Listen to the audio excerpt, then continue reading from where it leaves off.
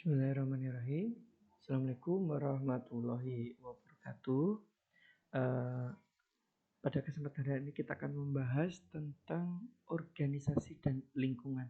Seperti apakah lingkungan organisasi itu? Nah, lingkungan organisasi di situ dinilai dari keseluruhan individu, mulai dari perusahaan itu seperti apa, institusinya, maupun kekuatan lain yang berada di eksternal maupun yang di dalam internal di perusahaan itu sendiri. Nah, lingkungan internal yaitu mencakup semua faktor yang berada dalam kendali perusahaan. Nah, hal ini mencakup seperti SDM, terus modal, bahan baku, kepemilikan dan lain sebagainya. Itu mencakup seperti itu, di mana dapat diprediksi dan dapat dikerjakan oleh perusahaan untuk menghilangkan kekuatan yang berdampak negatif pada operasinya. Nah, lingkungan eksternal di sini adalah mencakup faktor-faktor yang ada di luar kendali perusahaan, ya, seperti partner atau stakeholder ataupun pemerintah yang mungkin masih berkaitan dengan perusahaan atau bisnis tersebut, karena semuanya berkaitan. Kita menjadi seorang pengusaha itu tetap ada kaitannya dengan pemerintah, karena ada beberapa aturan-aturan yang harus dipenuhi seperti perpajakan, seperti ketenagakerjaan dan lain sebagainya. Dan juga kita pun kerja di perusahaan lain juga sama. Ada beberapa hal yang harus diikuti oleh atau diikuti aturan-aturan pemerintah oleh perusahaan itu, mulai juga dari sistem jam kerja yang harus diikut dengan pemerintah. Nantinya kalau lebih itu dapat tambahan honor atau apa, itu biasanya seperti itu. Nah, komponennya apa saja di lingkungan internal itu? Di situ tadi sudah sedikit saya jelaskan, yaitu ada struktur organisasi, visi misi, evaluasi sistem, budaya di perusahaan itu, SDM dan sumber daya fisik dan teknologi, ya. Nah, evaluasi sistem di sini ada keyakinan etis memandu bisnis untuk mencapai misi dan tujuan. Nah, sistem di sini mencakup semua komponen yang membentuk kerangka peraturan bisnis, budaya organisasi, iklan, proses kerja, praktek manajemen, dan norma-norma di dalam organisasi. Jadi value system ini yang semua yang terstruktur di dalam perusahaan itu, di mana mencangkup tentang semuanya, kinerja, visi misi, terus budaya organisasi dan lain sebagainya. Nah, yang berikutnya yaitu adalah visi misi tujuan. Dari setiap perusahaan itu pasti memiliki visi dan misi serta tujuan yang jelas.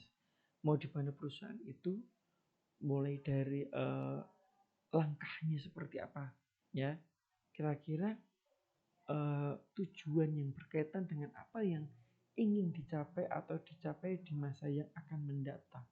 Kira-kira apa visi dari perusahaan itu? Apa misinya? Dan tujuannya nanti untuk apa? Visi misi di jangka pendek dan jangka panjangnya seperti apa? Tujuannya di jangka pendek yang di masa yang akan datang seperti apa?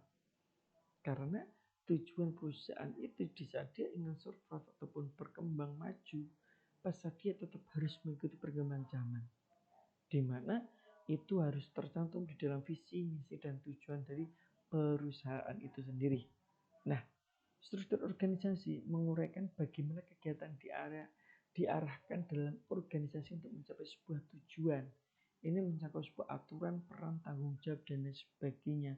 Jadi dari struktur organisasi ini menjelaskan tupoksi tugas masing-masing, apa yang harus dijalankan sesuai dengan job desk-nya. Terus budaya organisasi, sistem kuat dari norma dan sikap bersama yang berfungsi sebagai faktor homogenisasi bagi karyawan organisasi dan disuai oleh mereka. Di mana budaya organisasi ini adalah sesuatu yang dibentuk oleh pelaku organisasi itu sendiri ataupun pemimpin di dalam organisasi tersebut untuk membuat sebuah sistem budaya kerja yang seperti apa? Apakah mereka ingin membangun sebuah budaya sistem kerja yang sangat homogen, harmonis, humanis, atau yang kaku atau yang seperti apa? Nah, itu tergantung pemimpin membawa perusahaan itu seperti apa. Yang berikutnya adalah sumber daya manusia. Di sini di mana sumber daya ini adalah aset organisasi yang paling berharga, ya. Karena kita tidak tahu kelebihan dan kekurangan seseorang itu berbeda-beda. Jangan sampai karena kekurangan seseorang itu menutupi kelebihan seseorang itu. Ya, setiap orang pasti akan punya kekurangan dan kelebihan, dan itu mereka-mereka yang memiliki kelebihan adalah aset bagi perusahaan, ya, karena dia expert sesuai dengan bidangnya masing-masing dan tupoksi kinerjanya masing-masing. Makanya di dalam struktur organisasi itu seperti kita belajar, ada bagian entrepreneur, dia yang mengembangkan bisnis, ada bagian keuangan, ada yang bagian marketing, ada yang bagian SDM. Nah, inilah yang mengatur semuanya. Yang berikutnya sumber daya fisik dan teknologi, di mana ini menyangkut semua aset yang dimiliki oleh perusahaan, mulai dari gedung, tanah, pabrik, sampai semuanya yang dimiliki adalah bagian dari aset yang dimiliki perusahaan. Yang berikutnya yaitu lingkungan eksternal. Lingkungan eksternal di sini ada lingkungan mikro dan lingkungan makro. Nah, lingkungan makro di sini adalah lingkungan eksternal langsung bisnis yang mempengaruhi kinerjanya karena memiliki pengaruh langsung dari operasi bisnis reguler perusahaan. Nah, di sini di fakta-fakta adalah pelanggan, pesaing, media, pemasok, perantara, mitra, dan publik. Ya, jadi mikro itu yang berlangsungan dengan kita.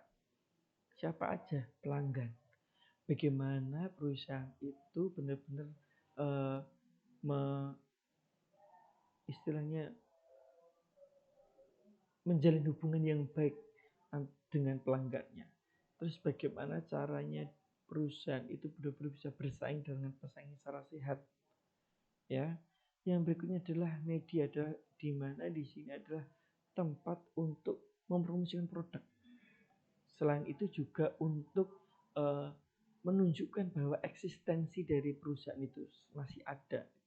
Yang berikutnya adalah pemasok, pemilik bahan baku.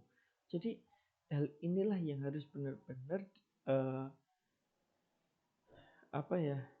benar-benar dijaga kemitraannya dengan perusahaan, karena mereka lah yang inti dari produksi barang yang diproduksi oleh perusahaan itu. Penyedia bahan baku untuk memproduksi bahan baku untuk memproduksi barang yang dibuat oleh perusahaan itu. Jadi perantara.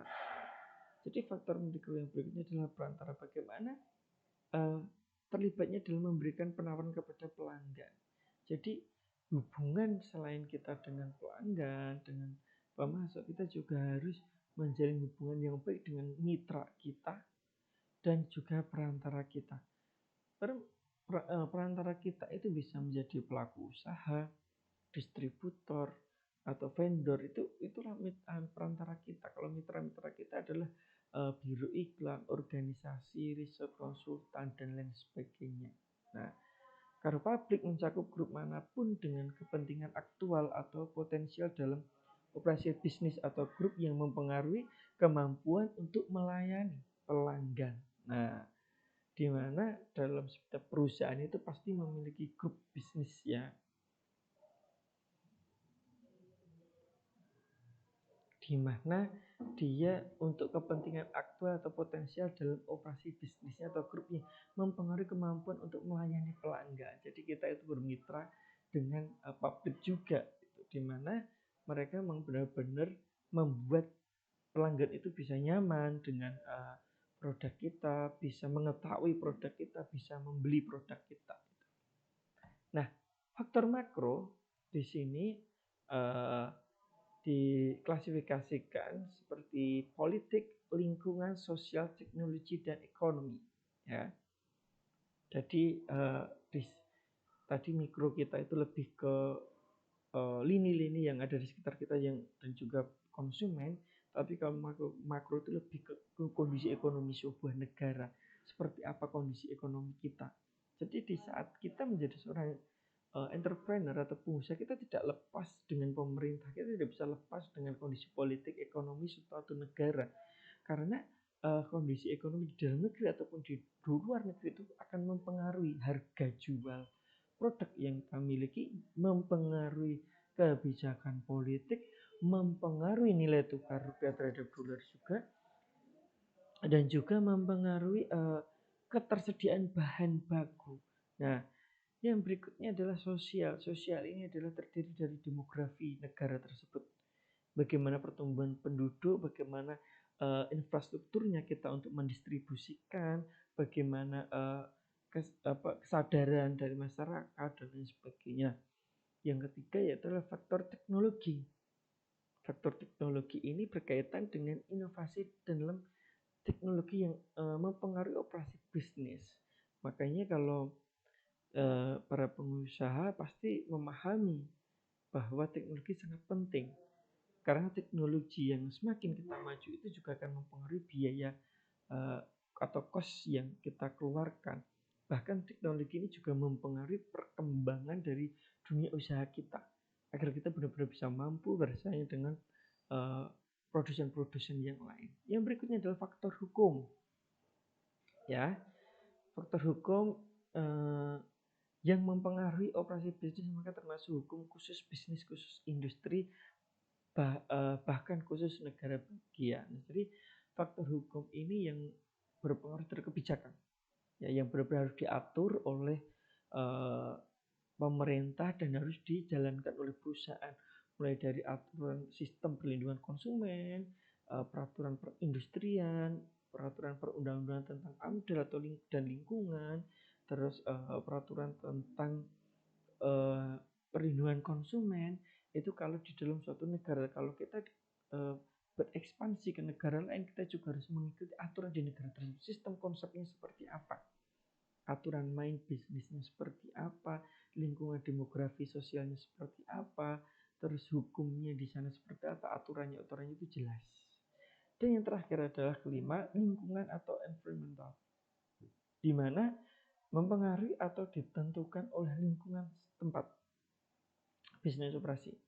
Faktor tersebut meliputi cuaca, iklim, kebijakan lingkungan, dan bahkan terkena dalam LSM untuk menjaga lingkungan. Ya. Jadi di saat faktor lingkungan yang berperan terakhir ini lebih ke masyarakat lingkungan sekitar ataupun orang-orang yang berkepentingan, ya. Karena di saat kita mendirikan suatu perusahaan di suatu kabupaten, pasti salah satu kendala terutama di lingkungan. Bagaimana lingkungan kita menyetujui atau tidak, sejahtera atau tidak, terus lingkungan kita juga mengizinkan apa tidak, LSM bagaimana, kesimpulan aturan dan kebijakan di daerah tersebut bagaimana, perizinannya mudah apa tidak, ini sangat berpengaruh. Nah, fungsi dari lingkungan bisnis itu perencanaan untuk jangka panjang, identifikasi peluang dan tren, identifikasi ancaman, dan dapat diuntungkan sebagai penggerak pertama. Nah, hal inilah yang nanti akan kita bahas di video berikutnya. Oke, terima kasih.